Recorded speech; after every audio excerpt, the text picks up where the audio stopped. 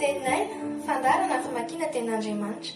Arahinao eto amin'ny Aki Radio isan'andro amin'ny 12 ora sasany atoandro. Parole de vie, lecture de la Bible tous les jours sur Aki Radio à 12h30. Wort des Lebens, jeden Tag eine biblische Lektüre um 12:30 Uhr im Aki Radio. Iarahanao amin'ny rahavavy aina. Teninay, teny mahavelona.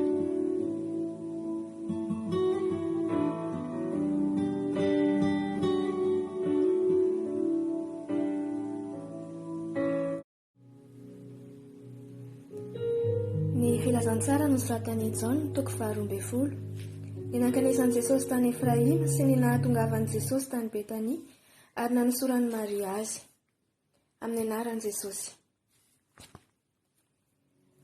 Ary rehefa enemana ny sisa tsy tonga ny Paska, Jesosy dia tonga tao Betania, izany toeran'i Lazarosy, ilana tsangany tamin'ny maty. Dia nanao fanasana ho an'i Jesosy tao izy, ary Marta no nanompo, fa Lazarosy no anankiray tamin'izay niara-nipetraka ninona taminy. Ary Maria rehefa naka-menaka manitra nisy narda sady tsara ny sarobidy, lanjany iray livatra, dia nanositra ny tongotr'i Jesosy sy namoaka ny tongony tamin'ny volondohany ary feno ny antry ny menaka ny trano. Ary Jodasy Iskariota, anankiray tamin'ny mpianana, ilay efa madika azy, nahoana io menaka io tsy namidy denari 300 ka nomena ny malahelo, ary izy nolaza izany tsy noho ny fiahiny ny malahelo, fa satria mpangalatra izy sady nitondra ny kitapo ka naka izay tao anatiny. Dia hoy Jesosy, avelao izy mba ho tehirizino amin'ny andro anamboarany ahy aleviny io.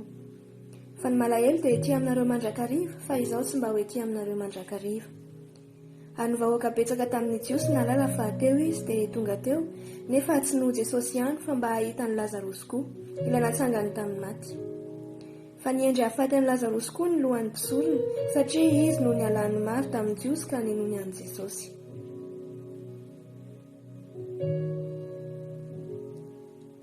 Ny niakaran'i Jesosy tany Jerosalema.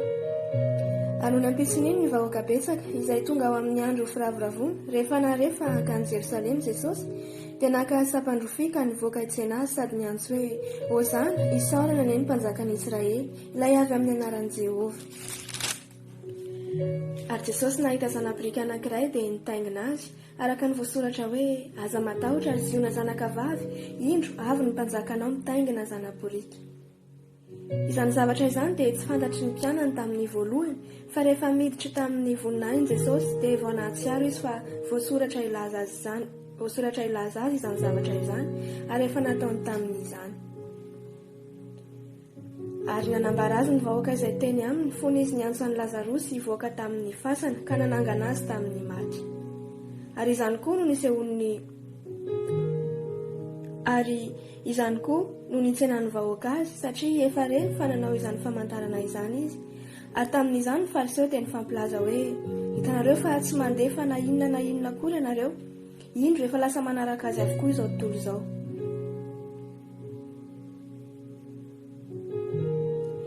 Ny amin'ny Grika izay hitan'i Jesosy sy nilazan'i Jesosy ny amin'ny hafatesany ary ny amin'ny tsy finoan'ny olona azy.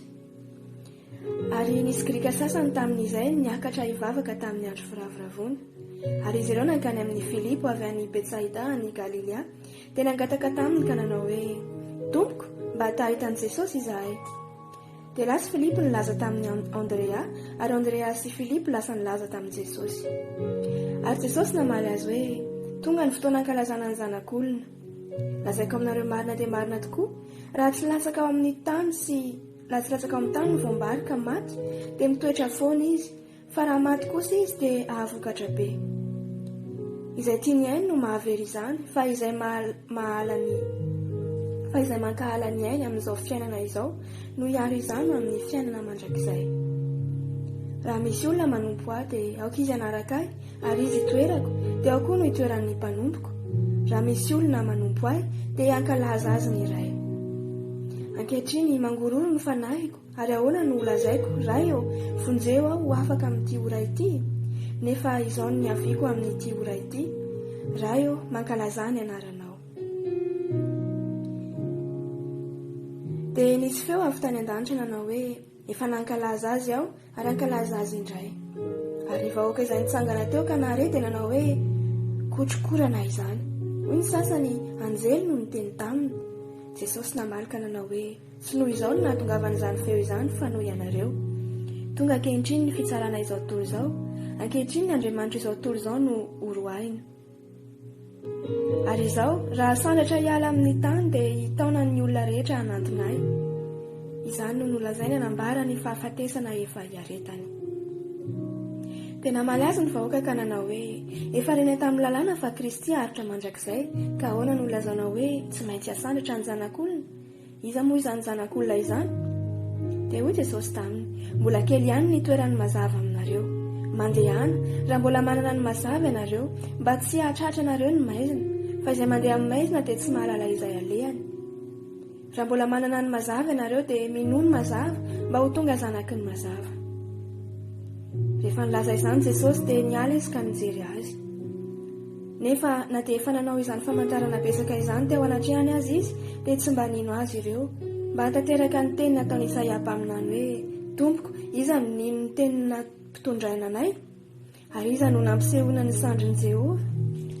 Izany no tsy nahaizany nino satria hoy koa Isaia, efa nanajamba ny masony sy nanamafy ny fony izy, mba tsy hahita ny masony na halala ny fony, dia tsy hibebaka izy, ka tsy hahasitrana azy aho.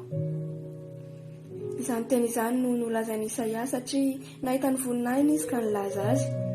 Kanefa maro tamin'ny mpanapaka aza ny nino azy, nefa noho ny fariseo dia tsy nanaiky ireo fandrao avoaka hiala amin'ny sinagoga. Fa tia ny voninahitra avy amin'olona izy ireo, fa tsy ny voninahitra avy amin'Andriamanitra. Ary Jesosy niantso ka nanao hoe izay mino ahy dia tsy izao no inony fa izay naniraka ahy. Ary izay mahita ahy dia mahita izay naniraka ahy. Izao tonga amin'izao tontolo izao fahazavana mba tsy hitoerana, mba tsy hitoetra ao amin'ny maizina izay rehetra mino ahy.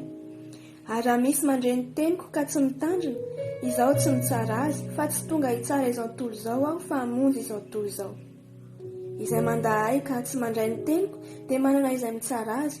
Ny teny izay nolazaiko, izany ihany no hitsara azy amin'ny andro farany. Satria izao tsy niteny ho ahy, fa ny raha izay naniraka ahy. Izy no nandity ahy izay holazaiko sy izay hotoriko. L'Évangile selon Jean, chapitre 12. S'en arrivé à Béthanie, parfum répandu sur ses pieds par Marie. Au nom de Jésus. 6 jours avant la Pâque, Jésus arriva à Béthanie, où était Lazare qu'il avait ressuscité des morts. Là, on lui fit un souper. Marthe servait et Lazare était un de ceux qui se trouvaient à table avec lui.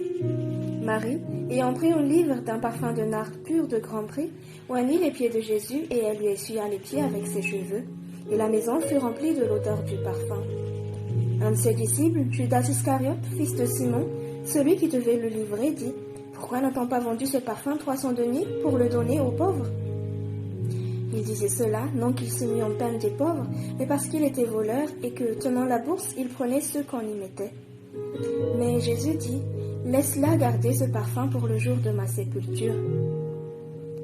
Vous avez toujours les pauvres avec vous, mais vous ne m'avez pas toujours. » Une grande multitude de Juifs apprirent que Jésus était à Béthanie, et ils y vinrent, non pas seulement à cause de lui, mais aussi pour voir Lazare qu'il avait ressuscité des morts. Les principaux sacrificateurs délibèrent de faire mourir aussi Lazare, parce que beaucoup de Juifs se retiraient d'eux à cause de lui et croyaient en Jésus.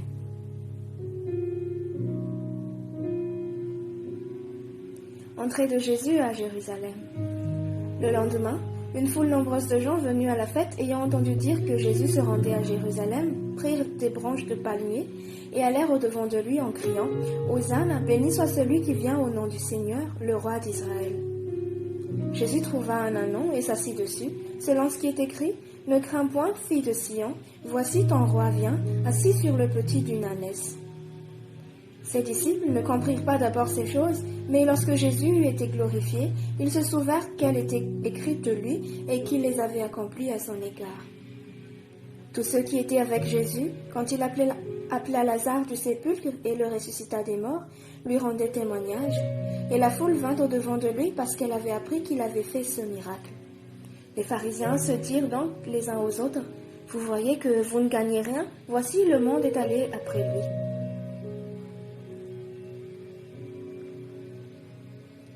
Jésus parle de sa mort prochaine. Quelques Grecs, du nombre de ceux qui étaient montés pour adorer pendant la fête, s'adressèrent à Philippe de Bethsaïda en Galilée et lui dirent avec instance, « Seigneur, nous voudrions voir Jésus. » Philippe alla le dire à André, puis André et Philippe le dirent à Jésus. Jésus leur répondit, « L'heure est venue où le Fils de l'homme doit être glorifié. En vérité, je vous le dis, si le grain de blé est tombé en terre ne meurt, il reste seul, mais s'il meurt, il porte beaucoup de fruits. Celui qui aime sa vie la perdra, et celui qui haït sa vie dans ce monde la conservera pour la vie éternelle. Si quelqu'un me sert, qu'il me suive, et là où je suis, là aussi sera mon serviteur. Si quelqu'un me sert, le Père l'honorera. Maintenant mon âme est troublée, et que dirai-je? Père, délivre-moi de cette heure. Mais c'est pour cela que je suis venu jusqu'à cette heure. Père, glorifie ton nom. Et une voix vint du ciel, je l'ai glorifié, et je le glorifierai encore. La foule qui était là et qui avait entendu disait que c'était un tonnerre. D'autres disaient, un ange lui a parlé. Jésus dit, ce n'est pas à cause de moi que cette voix s'est fait entendre, c'est à cause de vous.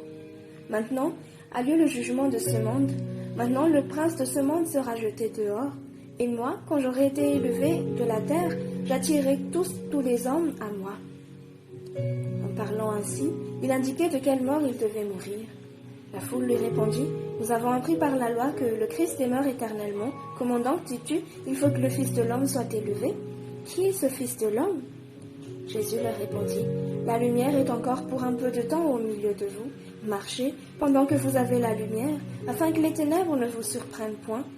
Celui qui marche dans les ténèbres ne sait où il va. Pendant que vous avez la lumière, croyez en la lumière, afin que vous soyez des enfants de lumière.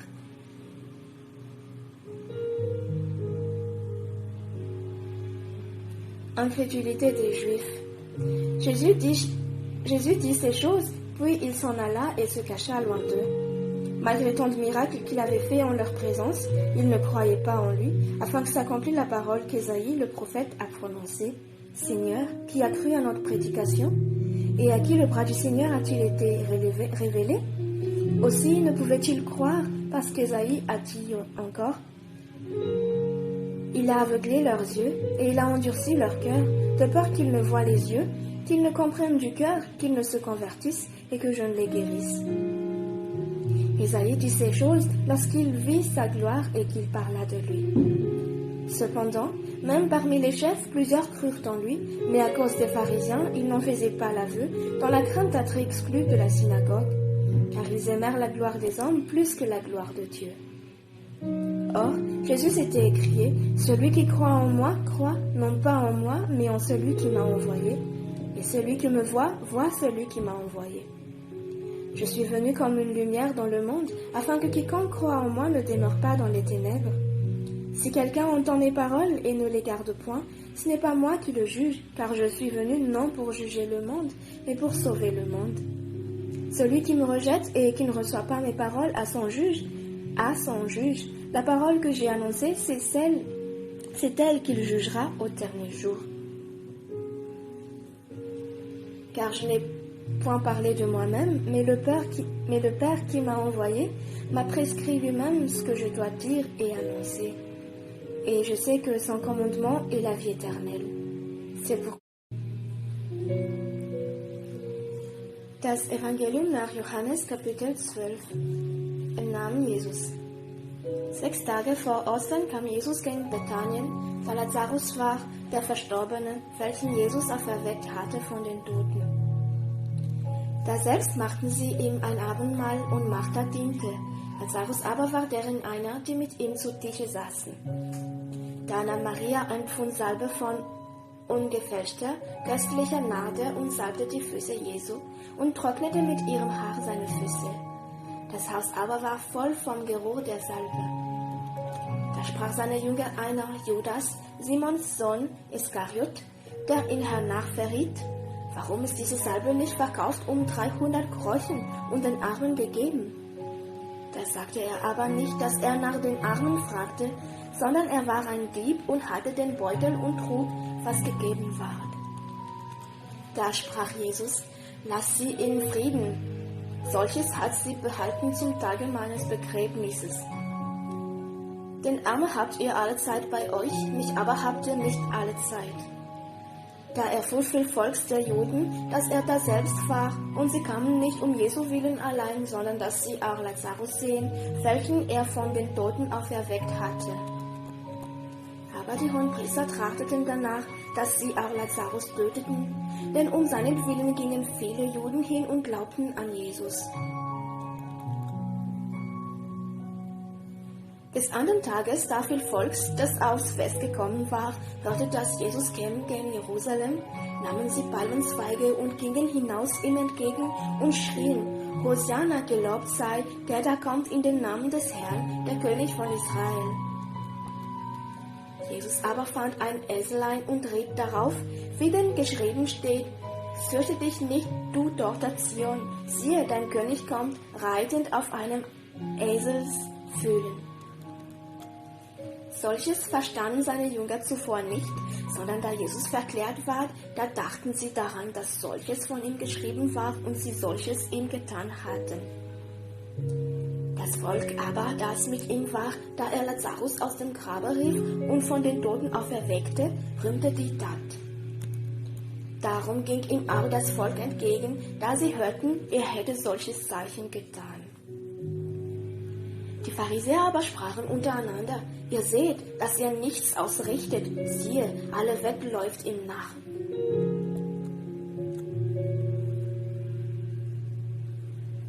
Es waren aber etliche Griechen unter denen, die hinausgekommen waren, dass sie anbeten auf dem Fest. Die traten zu Philippus, der von Bethsaida aus Galiläa war, baten ihn und sprachen: Herr, wir wollten Jesum gerne sehen. Philippus kommt und sagte es Andreas, und Philippus und Andreas sagten es weiter Jesus. Jesus aber antwortete ihnen und sprach: Die Zeit ist gekommen, dass des Menschensohn verklärt werde. Wahrlich, wahrlich, ich sage euch, es sei denn, dass das Weizenkorn in die Erde falle und er sterbe, so bleibt es allein, wo es aber er stirbt, so bringt es viele Früchte. Wer sein Leben lieb hat, der wird es verlieren, und wer sein Leben auf dieser Welt hasst, der wird es erhalten zum ewigen Leben.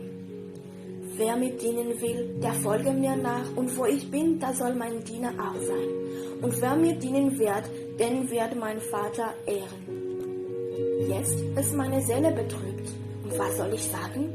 Vater, hilf mir aus dieser Stunde, doch darum bin ich in die Welt gekommen.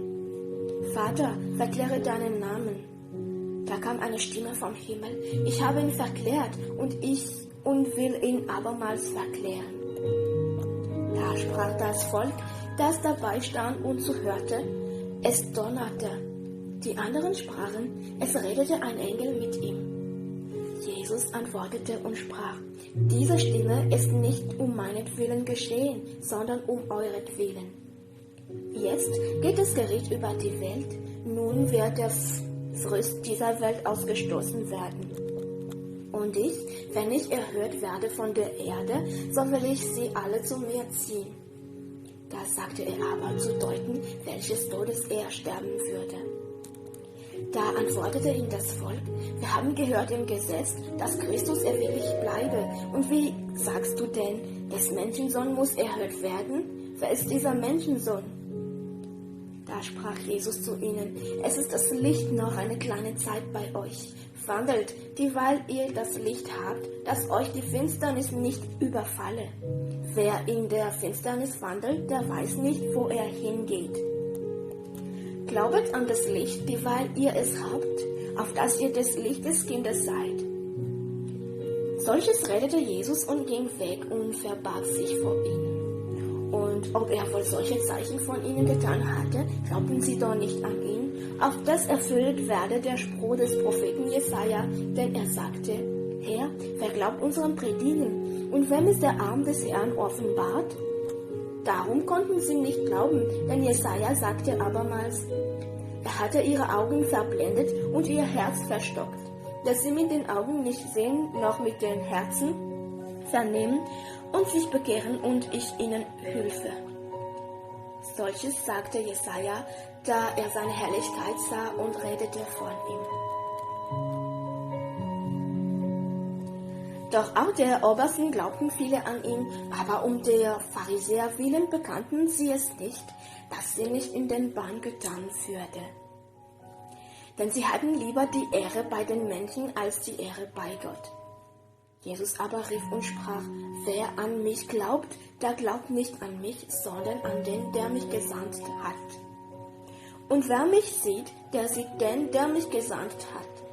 Ich bin gekommen in die Welt, ein Licht, auf das wer an mich glaubt, nicht in der Finsternis bleibe. Und wer meine Worte hört und glaubt nicht, den werde ich nicht richten, denn ich bin nicht gekommen, dass ich die Welt richte, sondern dass ich die Welt selig mache. Wer mich verachtet und nimmt meine Worte nicht auf, der hat schon seinen Richter. Das Wort, welches ich geredet habe, das wird ihn richten am jüngsten Tage. Denn ich habe nicht von mir selber geredet, sondern der Vater, der mich gesandt hat, der hat mir ein Gebot gegeben, was ich tun und reden soll. Und ich weiß, dass sein Gebot